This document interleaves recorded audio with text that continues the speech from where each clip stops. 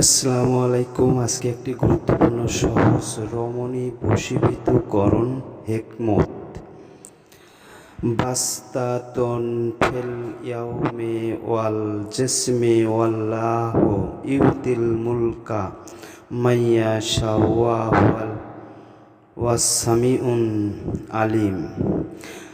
এ আয়াতটি 40 বার পাঠ করে রমণীর পরিধান করা বস্ত্র এক কোণে ফুক দিয়ে বেঁধে রাখবে এবং উক্ত আয়াত গুঞ্জিত দিয়ে রমণীর কাপড়ে কোণে ইহার নাম সহ লিখবে। যখন ওই কাপড় পরিধান করবে অমনি অবাধ্য হয় ওই পুরুষের নিকট উপস্থিত হবে, আর স্ত্রী পুরুষে দুইজনের প্রাণে মিলে থাকবে। অন্যায়ভাবে কখনো এই কাজটি করবেন না।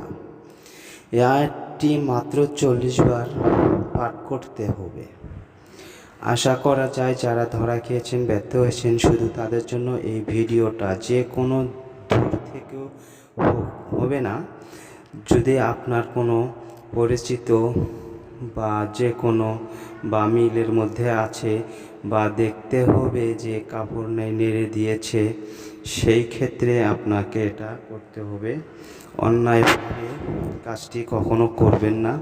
করলে বিপরীত ক্ষতি হলে চ্যালেঞ্জ দায়ী থাকবে না। খুবই কার্যকারী এই আয়াতটি। অনেকে বলেছেন যে সহজ দ্রুত যেন কাজ হয়। এই ধরনের ভিডিও কখনো ইউটিউবে পাবেন না, শুধু এই চ্যানেলটির মধ্যে আমি আপলোড করলাম, যাতে আপনারা অনেক দ্রুত ফলাফল লাভ করতে পারেন।